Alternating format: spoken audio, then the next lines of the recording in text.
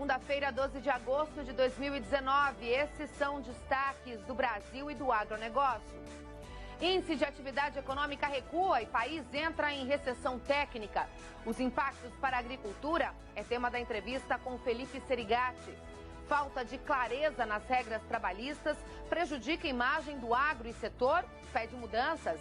Com o mercado incerto, 30% dos produtores ainda não compraram os insumos da safra 2019-2020.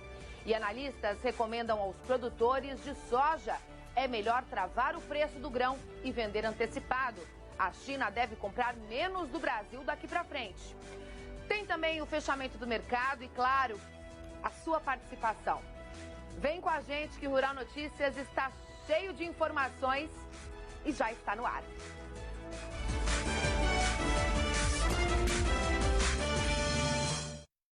Seis horas bruto mostra que a economia brasileira apresentou recuo de 0,13% no segundo trimestre de 2019.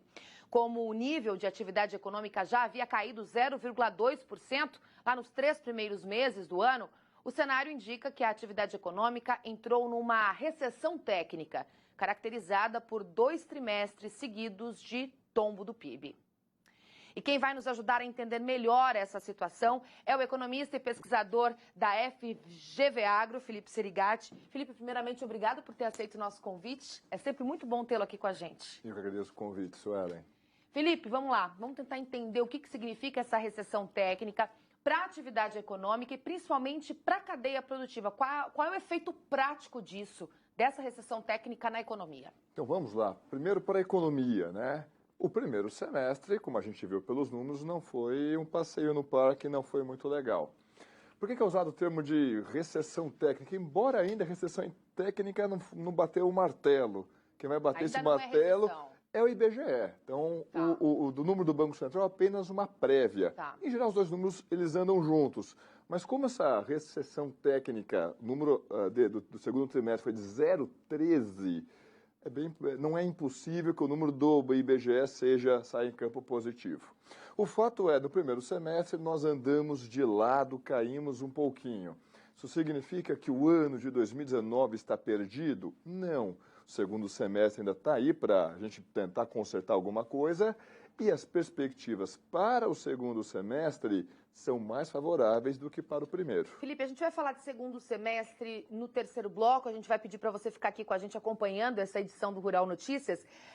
Antes da gente falar de segundo semestre, eu queria que você falasse um pouquinho sobre a atividade econômica brasileira no primeiro semestre, né? Ela teve, claro, influências políticas brasileiras, mas a gente também teve um semestre bastante tumultuado em relação ao cenário externo. Guerra comercial entre China e Estados Unidos. Daqui a pouco a gente vai acompanhar as cotações. O mercado hoje estava bem tumultuado em função ali das prévias eleitorais na Argentina, né? Isso influenciou hoje o nosso mercado, dólar e Bovespa. Como é que fica o produtor rural brasileiro em meio a essas enxurradas de incertezas? Pois é, essas enxurradas de incerteza afetam o universo agro principalmente via câmbio. Por que não exatamente via demanda dentro do mercado? Ora, porque a demanda em geral dos produtos do universo agro é uma demanda mais inelástica. A demanda está lá, né? Essa demanda não vai desaparecer porque a economia está mais aquecida ou menos aquecida. Porém, o volume de incertezas foi grande. Tanto aqui dentro, é bom também te destacar. Então, você teve uma reversão de expectativa. A gente começou o ano mais otimista. Animado. E aí, ao longo do primeiro semestre, o governo foi encontrando mais dificuldades para colocar a sua agenda em prática. Algumas coisas avançaram, mas avançaram em velocidade menor que a gente imaginava. Junto com isso, o cenário externo também não ajudou muito, né? Convenhamos, desde Estados Unidos, União Europeia e, como a gente viu, principalmente hoje, a situação complicada da Argentina. Como o agronegócio trabalha com o mercado futuro, né, a gente sabe que é difícil fazer uma previsão, porque assim, o mundo ideal para o produtor rural seria essa previsibilidade, né, Felipe? Mas assim, eu queria que você falasse um pouquinho sobre a situação dele agora no presente. Em que ele precisa se agarrar, se espelhar para conseguir travar a negociação?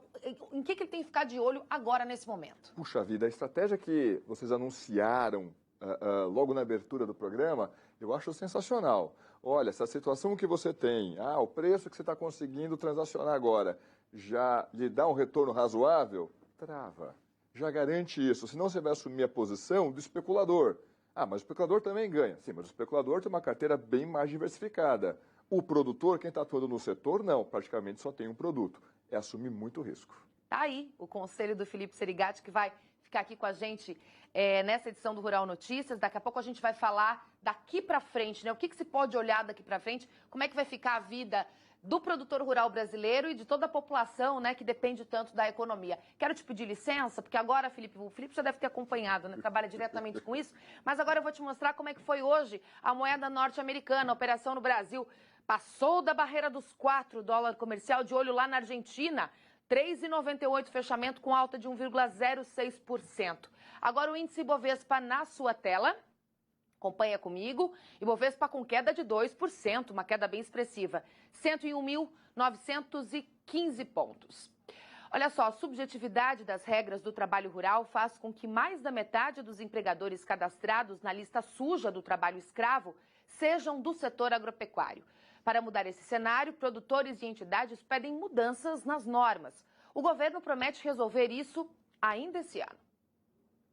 O consultor da CNA diz que falta clareza nas normas do trabalho rural. A entidade já apresentou ao governo federal uma proposta de mudança na NR31, a principal regulamentação da relação trabalhista no campo, e espera que vários pontos sejam revisados ainda esse ano. No caso da NR31, são mais de 700 itens em normas regulamentadoras em que praticamente engessa de vez o empregador e coloca ele numa posição difícil de escapar de cometer o crime. Por exemplo, eles colocam que precisa ter ventilação num alojamento de um empregado, mas eles vão lá e dizem que essa ventilação tem que ser no mínimo de uma janela de X centímetro por Y centímetro. Se tiver ali uma falha de 1 centímetro numa região diferenciada, o Nordeste tem a sua cultura de construção, o Sudeste tem outra, aí um fiscal resolve ter uma interpretação diferente de uma região para outra, já vai incluir aquele empregador na lista suja do trabalho escravo. Segundo ele, interpretações equivocadas têm prejudicado o setor. Colocou muitos empregadores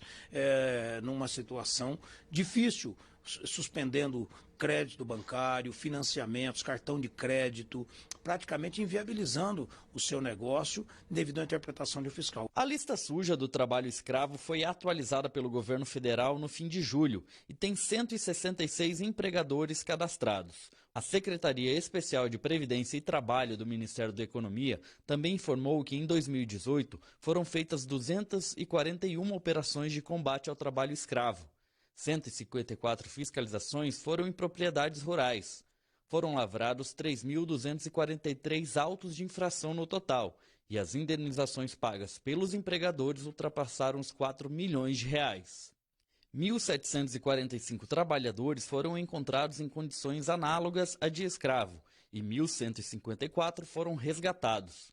O que define essas condições é a identificação de trabalho forçado, servidão por dívida, jornada exaustiva ou trabalho degradante. O setor produtivo reclama de atuação ideológica por parte da Justiça do Trabalho. Nós somos totalmente contrários ao trabalho escravo. O que somos contrários também, na mesma veemência, à subjetividade. Então tem que deixar com clareza a legislação para que não seja punido efetivamente aquele que gera emprego e muito menos o trabalhador. Essa legislação está dentro de uma lista de legislações que precisam ser aprovadas para o desenvolvimento do Brasil. Não dá para ter uma lei rural de 1973 num período em que o Brasil era importador de alimentos. Hoje nós estamos num período de exportação, um período moderno, então precisa modernizar a nossa legislação. No próximo bloco, as dicas para o produtor de soja após a China revisar para baixo as importações do produto. E ainda a Priscila Paiva explica como a neutralidade deve afetar o clima no país após o fim do El Niño. É bem importante, fica aí, não sai.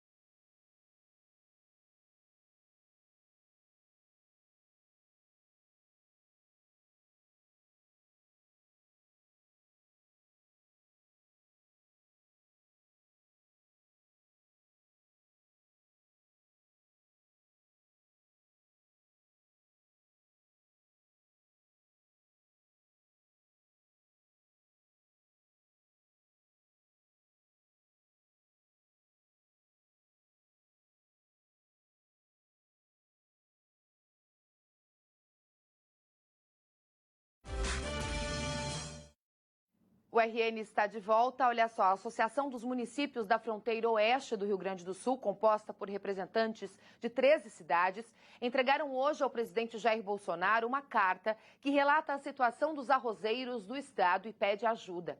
Eles reclamam da falta de competitividade por causa do custo de produção e aguardam medidas como a prorrogação das parcelas de custeio e uma linha específica com taxas mais baixas. Há 2 semanas, o governo prometeu que o Conselho Monetário Nacional prorrogaria as dívidas, mas até agora isso não aconteceu. Já a linha de crédito diferenciada depende de uma medida provisória que está travada no Ministério da Economia. Arrozeiros que estiveram presentes no evento com Jair Bolsonaro relataram à nossa produção que o presidente disse que atua como treinador de um time de futebol e que os ministros são os jogadores e que, por isso, são eles que precisam encontrar uma solução para o setor. O presidente teria pedido ainda que a ministra Tereza Cristina pressione a equipe econômica a fim de acabar com a crise dos produtores. Olha só, a China revisou para baixo a estimativa do volume de soja que deve importar em 2019. Ainda é incerto o tamanho do impacto que a redução deve causar no mercado brasileiro e nas negociações da safra.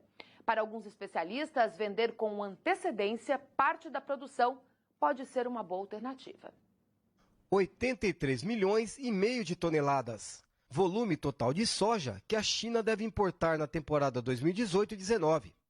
A nova estimativa do Ministério da Agricultura chinês, divulgada nesta segunda-feira, reduziu em 1,5 milhão de toneladas a previsão anterior, divulgada em julho.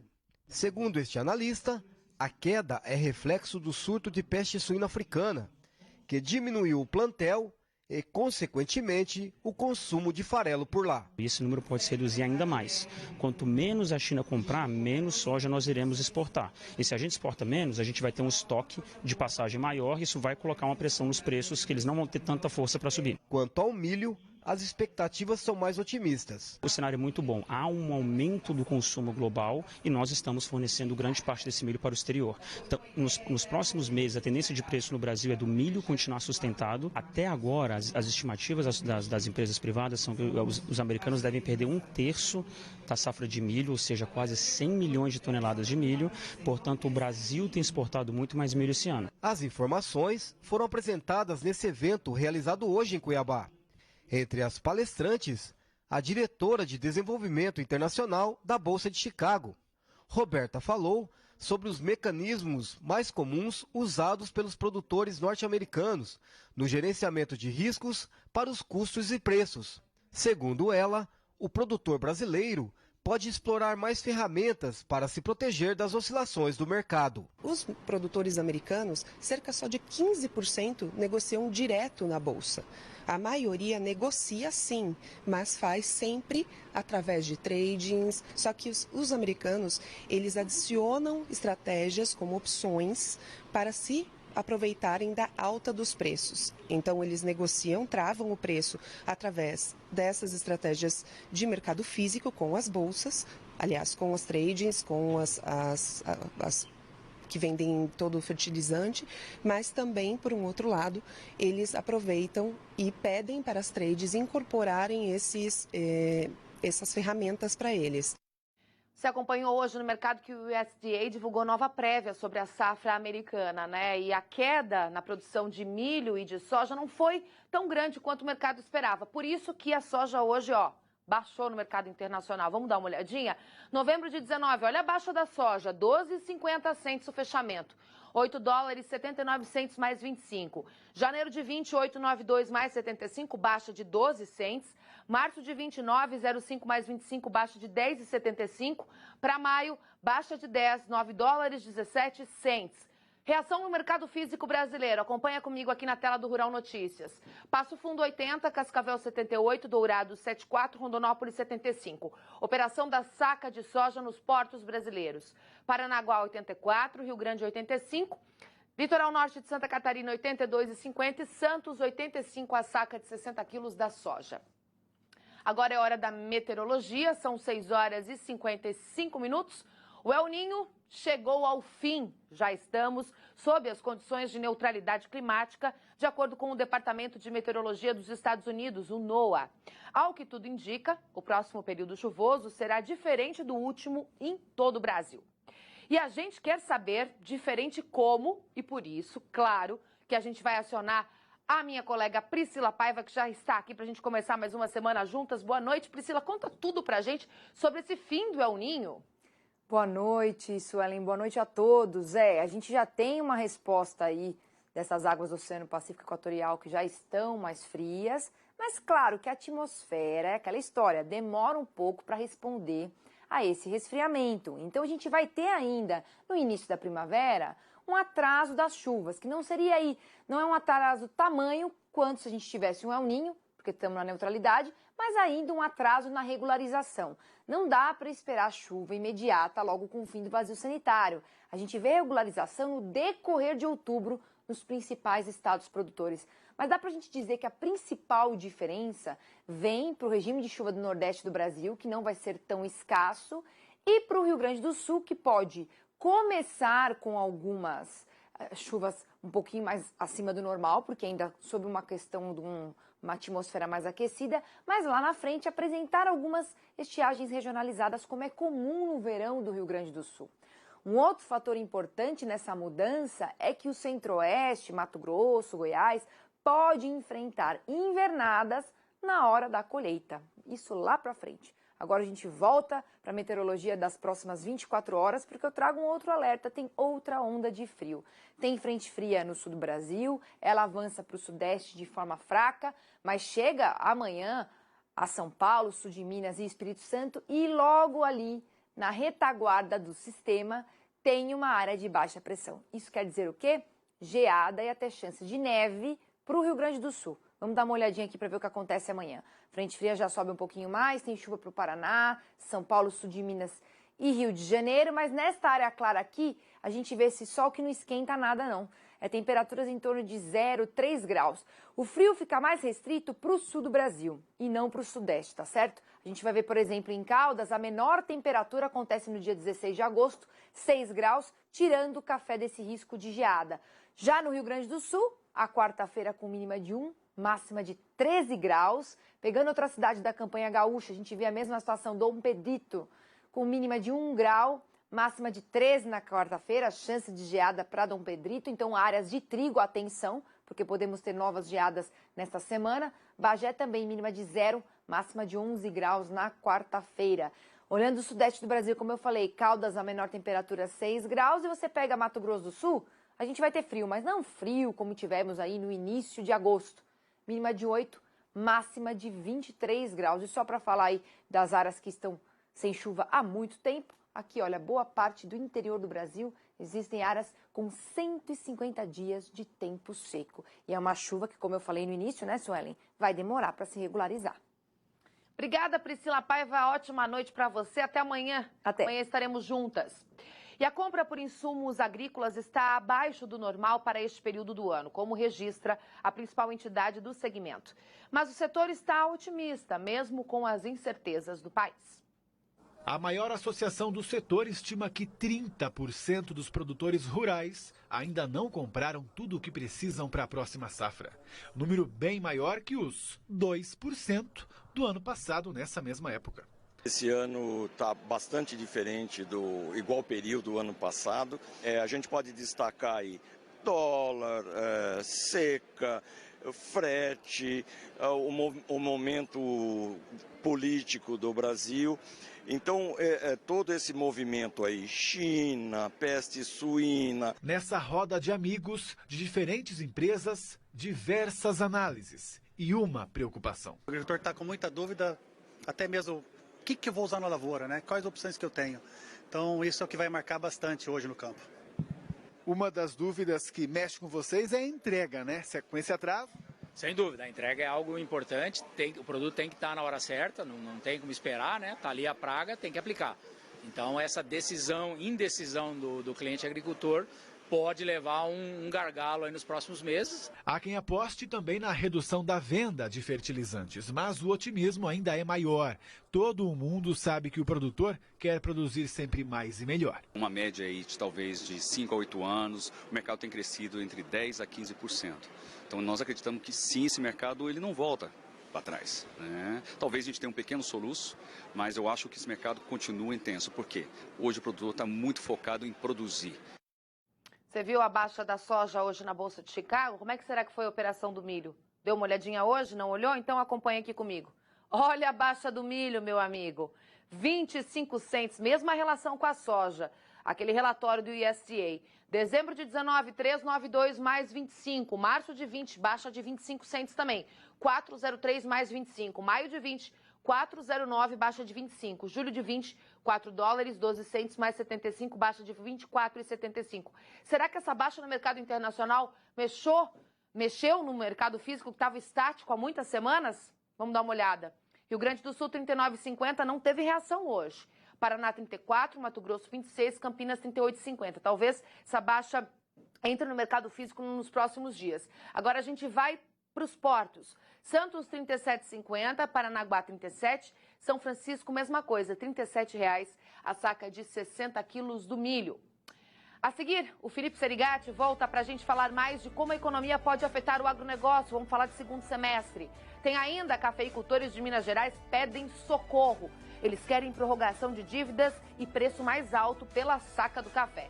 Não perde, é bem rapidinho.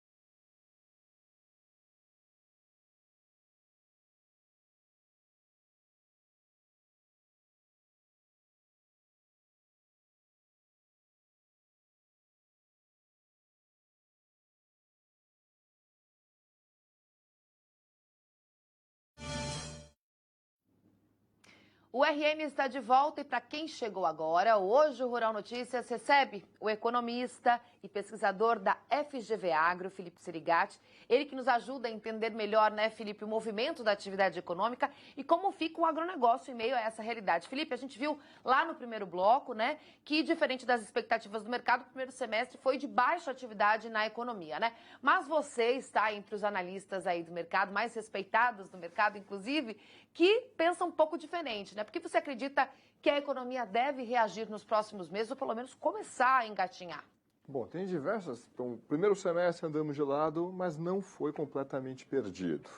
De um lado, houve um processo de aprendizado do lado do governo, do outro lado, a grande reforma, que era para tirar a corda do pescoço, para a gente poder avançar com outras reformas. Que foi penosa, né, Felipe? Foi penosa, mas foi encaminhada, a reforma da Previdência. A história não acabou, mas agora está no Senado. Boa notícia, a maior parte do caminho já foi percorrido. Além disso, quando a gente olha o número do primeiro semestre, é bom a gente não esquecer que teve um evento ali exógeno diferente, que foi infelizmente a tragédia de Brumadinho, que pegou a indústria extrativista, a parte mineral, e derrubou. Isso puxou também o PIB um pouco para baixo. Veja que não é algo generalizado na economia. De qualquer forma, olhando agora para o segundo semestre, o que pode trazer algum alívio? Finalmente, a gente conseguir tirar da gaveta as reformas que permitem reorganizar a economia, que ao longo aí de quase que uma década ela apanhou bastante, essa aqui é a verdade. Além disso, a gente tem uma taxa de juros muito baixa, pelo menos para os nossos padrões. Ah, mas o quanto que isso vai afetar a economia? Não está claro. Por que não? Porque a gente não conhece ainda a economia brasileira operando com juros normais. Isso é algo inédito na nossa economia. Ah, dá tempo de salvar 2019? Não fortemente. Mas ainda assim, quando a gente compara primeiro semestre de 2019 com o primeiro semestre de 2018, aquela contração não existe. É uma alta de 0,6. E para ilustrar um pouquinho melhor, para você tentar entender, né? A gente que não estuda números, como o Felipe Serigati, ele trouxe telas para a gente tentar entender. Na verdade, esses números que a gente vai mostrar agora são números do Banco Central. A gente pediu para o nosso pessoal da arte aqui trazer esse gráfico para mostrar para a gente as projeções de crescimento da economia brasileira em 2019 e 20 por trimestre, tá, Felipe? A gente pegou esses dados de uma apresentação do Felipe Serigati, a fonte é o Banco Central. Vamos lá, a gente tem aí primeiro trimestre de 2018, 0,50%, 0,74%, terceiro trimestre de 18, 0,85%. Agora a gente tem, na verdade, eu vou fazer uma correção, na verdade, primeiro trimestre de 2019, né? A gente tem, tá 19 ou eu que não tô... 19. Tá 19, eu que não tô tendo leitura, eu tô lendo 18. Mas vamos lá, Felipe, por que você acha que a partir aí do terceiro trimestre de 2019 acontece essa reação e uma boa reação? Então, quando a gente está vendo esses números, espera lá, isso aqui não está incoerente com os números do primeiro bloco? Não, porque o primeiro bloco é o quê? A economia, aquela contração do segundo trimestre é comparado com o primeiro trimestre. Comparativo. Exatamente. Então a gente começa o ano com aquela expectativa lá no alto. Opa, o governo vai chegar, vai botar a casa para funcionar rapidamente. Não foi assim. Não acontece. Frustrou. Então a economia deu aquela desacelerada. Nós andamos de lado. Porém, quando a gente compara, olha para o retrovisor e vê 2018, o primeiro semestre nós crescemos. O primeiro trimestre nós crescemos, a projeção para o segundo trimestre também é de crescimento. Ah, mas não saiu o número? Não, o que saiu de número foi do Banco Central, o IBCBR, não o número do IBGE, que é o número oficial. Depois, isso aqui é projeção do mercado que o Banco Central capta na pesquisa Focus. Tá. O mercado, estou olhando para a economia no segundo semestre, está vendo o quê? Uma economia encolhendo? Não, uma economia em expansão.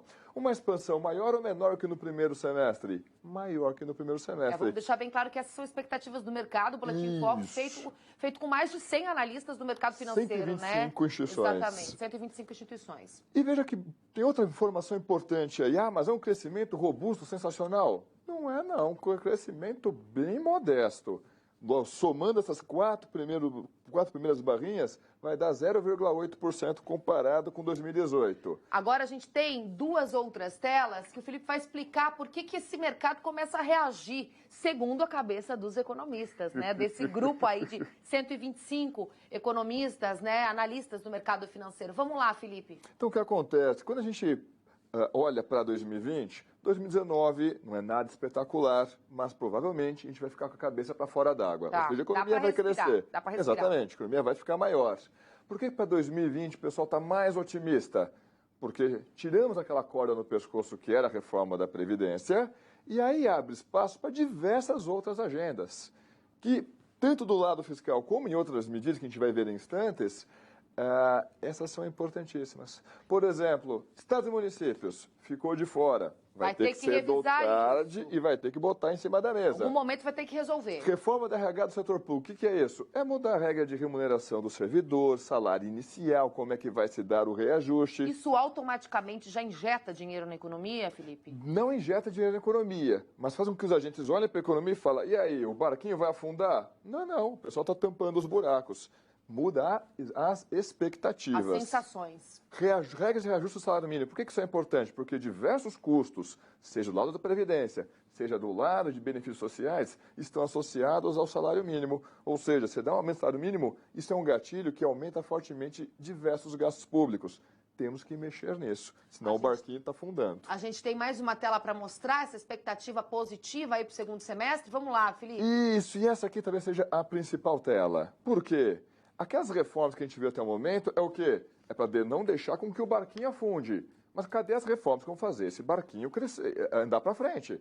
Navegar com maior velocidade? São essas aqui.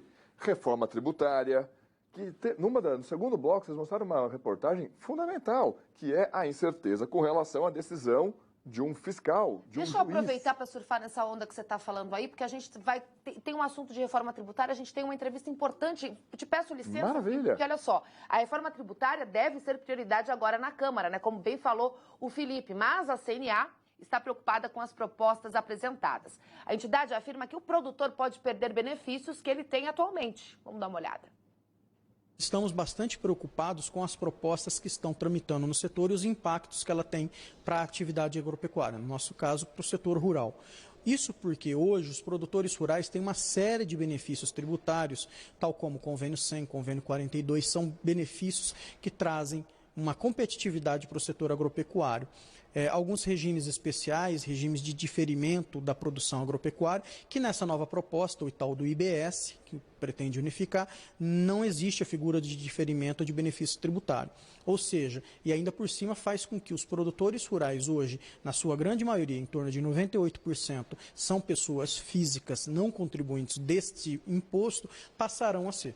Ou seja, a nossa preocupação é que haja um aumento na carga tributária para os produtores rurais e ainda por cima um aumento nos custos de produção, visto que a produção de fertilizantes, insumos agropecuários, que hoje sofrem diferimento ou algumas isenções, não passarão a não ter. Isso também não está muito claro ainda, né, Felipe? Isso também deixa o mercado, principalmente o setor produtivo, um pouco reticente à questão da reforma tributária, né? Para quem que vai sobrar? Vai colocar ordem na casa? A gente vai pagar menos imposto? Ou pelo menos vai acontecer a unificação dos impostos? Pois é, então, pagar menos imposto, temos que dizer para todo mundo, desculpa, provar isso não vai acontecer. Por que não? Porque o tamanho da carga tributária está associado com o tamanho do gasto. Enquanto o setor público tiver um gasto elevado, inclusive por demandas da sociedade, a sociedade vai ter que colocar mais dinheirinho no cofre do Tesouro. Não tem como fugir disso. Porém, a principal agenda que provavelmente vai prosseguir é justamente a da simplificação, para reduzir os custos desse processo chamado recolhimento de impostos. Não dá para ter incerteza com relação a, será que eu paguei o imposto certo ou não, de forma correta ou não? E essa decisão depender, sei lá, da visão de mundo de um fiscal. E se passar para outro fiscal, a decisão é diferente. Se passar por juiz de primeira instância, a decisão é outra. Segunda instância, uma quarta decisão diferente. Uma padronização que traz segurança jurídica para todos os setores. Exatamente. Outro ponto, provavelmente, algumas alíquotas, alguns tributos, quem é isento vai deixar de ser. Aí tem dois canais importantes. Um, compensar esse movimento por maior simplificação e dois, que haja um movimento de adequação, ou seja, que não sejam medidas imediatas. Você tem um período de adaptação, que não seja um movimento abrupto, mas sim um processo mais suave ao longo de vários anos. Tá certo. Felipe Serigatti deixou bem claro que a economia vai conseguir respirar no segundo semestre, assim a gente espera. A gente espera dar sempre boas notícias para o nosso setor, principalmente para o agronegócio. Felipe, eu queria agradecer muito a tua disponibilidade, queria te convidar para você vir sempre ao Rural Notícias, que você sempre é muito bem-vindo. Muito obrigado pelo convite, Suelen. Prazer estar aqui. Prazer é todo nosso. Agora é hora do Café Forte.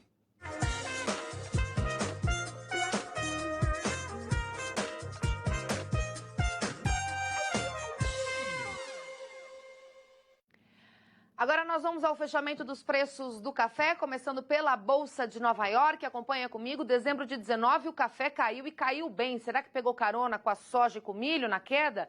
9,7 mais 30, baixa de 340 pontos. Março de 21 mais 95, baixa de 330. Maio de 21,03 mais 35, baixa de 325 pontos. Julho de 20, baixa também bastante considerável para esse setor que está sofrendo tanto com preço. 1,05 mais 55, 320 pontos de queda. Vamos ver a reação no mercado físico brasileiro? Arábica, 405 a 410 reais a operação. Cerrado Mineiro, 410 a 415, mais baixo lá na Zona da Mata, 310 a 315 a saca, e o Conilon no Espírito Santo, 270 a 273 a saca de 60 quilos do café. Olha só, produtores de café de Minas Gerais estão pedindo socorro em função dos preços baixos do grão. Essa situação, que vem se arrastando há meses, levou os produtores mineiros até as ruas de Cabo Verde. Eles protestaram na manhã desta segunda-feira a favor de medidas que possam dar fôlego ao setor. Sobre esse assunto, nós falamos ao vivo com o produtor Fernando Barbosa. Boa noite, Fernando. Conta pra gente, além dos preços ruins, qual obstáculo vocês estão enfrentando por aí? Quais obstáculos? Boa noite, Suelen. Boa noite a todos do Rural Notícias. Então, praticamente, o que houve hoje é o fim do que a gente estava se esperando durante todo o ano. Então, houve aí uma frustração em questão de safra, né? Havia se comentado que ia ser uma safra até recorde, portanto, no COFDINE foi falado que uma safra das melhores safras que tinha em todos os tempos, e com isso os produtores vêm acarretando vários prejuízos. Uma delas, praticamente são 3 fatores que eu chamo que foi determinante para chegar a esse ponto dos produtores saírem nas ruas, principalmente nesse caso hoje de Cabo Verde, né, de Minas Gerais. Teve também em Bananal, Espírito Santo, Linhares. Então, há uma mobilização através das redes sociais e praticamente comovendo em questão dos baixos preços elevados pelo café, né? Fernando, então, o que a gente tenha visto, Sueli, praticamente são 3 fatores que a gente viu que chegou num certo ponto para a gente estar pedindo esse socorro, né? Inclusive, Fernando, Paulo Eduardo Campos, cafeicultor lá de Santa Margarida, Minas Gerais, também diz que os preços estão péssimos, está pedindo ajuda. Me conta um pouquinho, para a gente entender um pouquinho melhor, Fernando, que tipo de ajuda que vocês pedem, que tipo de atenção vocês pedem do poder público? Olha, praticamente assim, para a gente poder explicar melhor esse pedido de socorro, a gente tem que entender melhor quais são as áreas que estão tendo mais impacto. Por exemplo, o caso de Cabo Verde hoje, por exemplo. Cabo Verde, Nova Resende, Pós-Caldas, algumas regiões que são montanhosas. Então, algumas coisas bem que impactam mais do que a região, por exemplo, semiplana. Áreas que são totalmente mecanizadas, o processo de maquinário é muito mais fácil, portanto o custo é até menor, né? Então, no caso de Cabo Verde, por exemplo, são 3 fatores que a gente achou determinante aí, portanto Cabo Verde foi escolhido justamente por causa disso. Questão do clima, né? Que teve as floradas zoniformes, questão de geada, questão de os intempéries climáticos. A outra é a questão da expansão de plantio de café, principalmente em áreas montanhosas, já chegou no limite, porque vem de gerações por gerações, e aí os produtores estão segurando. A mão de obra é muito mais cara e onerosa para o produtor. E a expansão, por exemplo, no Cerrado, outras áreas, que é plana, e aí dificulta a questão de competição da área de montanha com a área que é plana. E a outra que a gente viu foi o impacto do dólar e também várias questões como aumento do custo através dos fertilizantes, insumos, maquinário. Então, tudo veio a impactar e aí os preços, hoje, como eles tiveram deflação, automaticamente alguns produtores não estão conseguindo honrar compromissos com os bancos e principalmente agora, de início, com as cooperativas. Okay. Então, essa medida seria praticamente a gente está pedindo um espaço para poder estar honrando com os compromissos. Fernando Barbosa fazendo um apelo aqui no Rural Notícias nesta noite de segunda-feira. Queria agradecer muito sua participação. Ele que é cafeicultor em Cabo Verde, Minas Gerais. Boa noite para você, Fernando. Boa noite, eu que agradeço. Depois do intervalo, produção de uva ganha força no interior de São Paulo. E ainda as mensagens que você mandou pra gente. Te espero até daqui a pouco.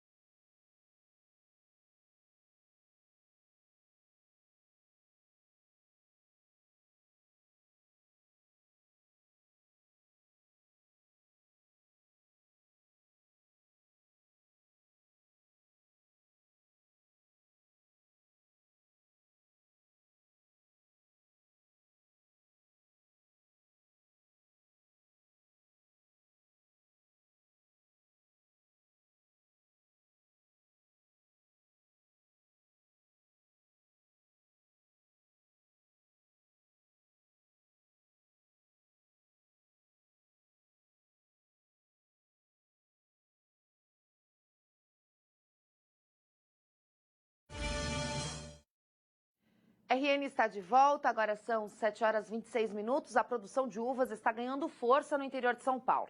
E para comemorar os resultados, o Sindicato Rural de Palmeira do Oeste realizou neste fim de semana a tradicional Feira da Uva.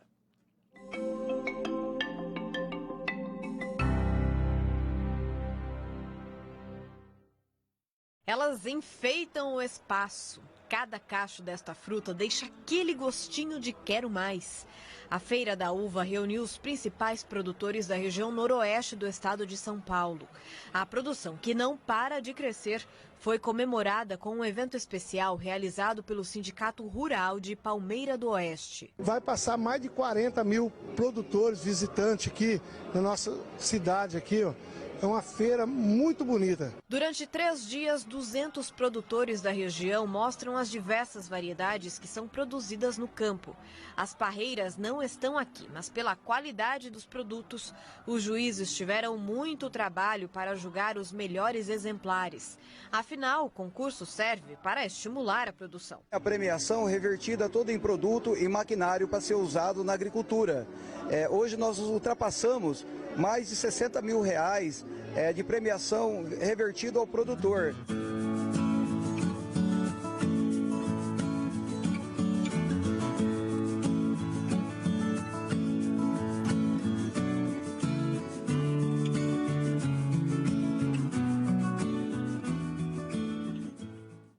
Mercado do boi gordo, nesta segunda-feira, acompanha comigo.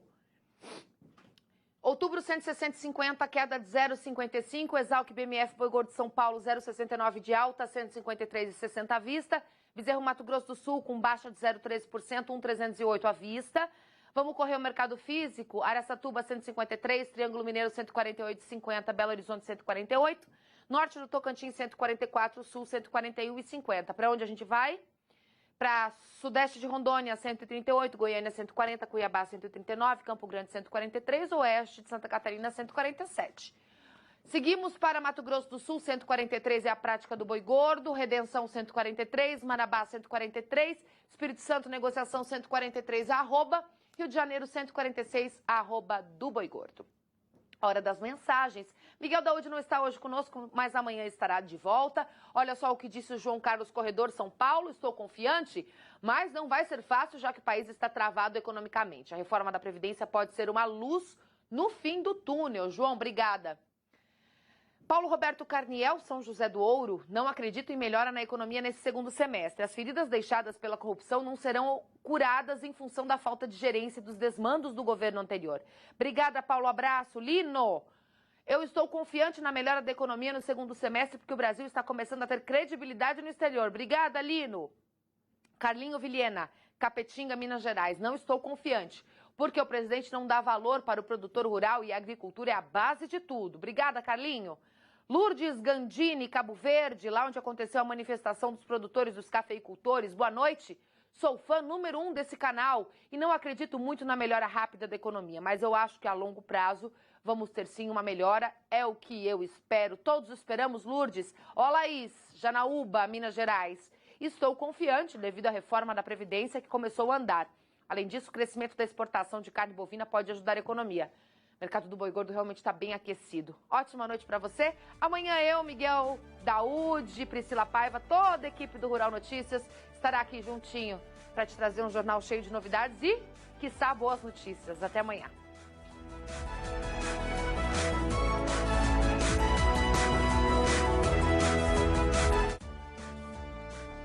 Rural Notícias.